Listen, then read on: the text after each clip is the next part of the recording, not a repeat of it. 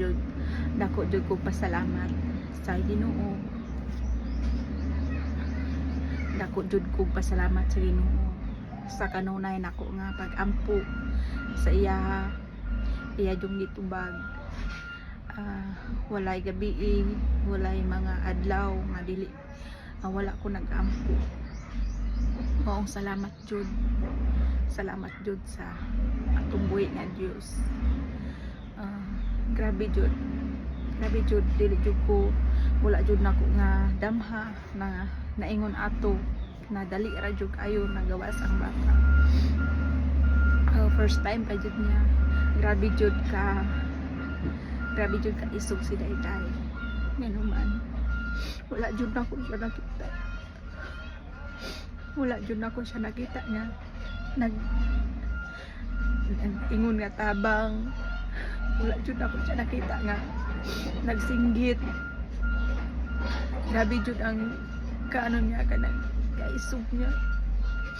Grabe. Ginakasaban ako siya. Anak ko kung may magsakit-sakit siya. Anak ko. Kana dali lang kayo ka maghilak. Basin paglibor nimo biskit basig dili nimo makaya. Pero salamat kay sa Diyos. Salamat kayo sa Ginoo kayo wala niya jud kita sanda na akong paumangkon. Nakahilak man ko tungod sa pagkamaayo sa Ginoo sa akong kinabuhi. Miskin wala naman ko nangandoy nga dili na ako pangandoyon ang mga butante sa kalibutan. Importante safe lang yun. Akong pamilya, akong mga mahal sa buhay, wala jud ko wala nang dili na ako kinahanglan ng mga butang. Importante safe lang kanunay akong pamilya. Ako ko pasalamat sa Ginoo. Ang akong kalipay jud sakop sa langit. Sakop jud sa langit akong kalipay karon. Dili jud nako. Dili nako.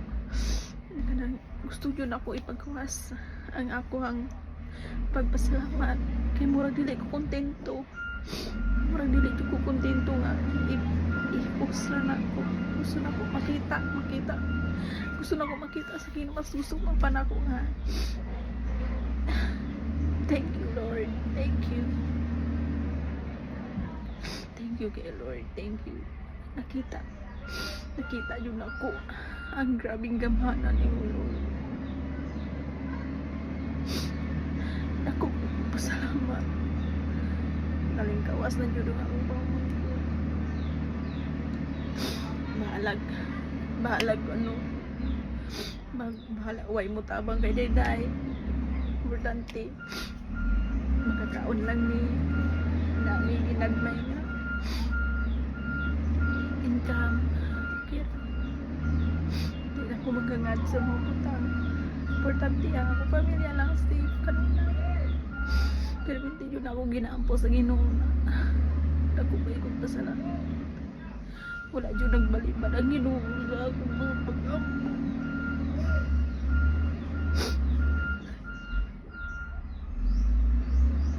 Wala dyan nagbalibad ang Ginoo. Ako ko yung kalipay.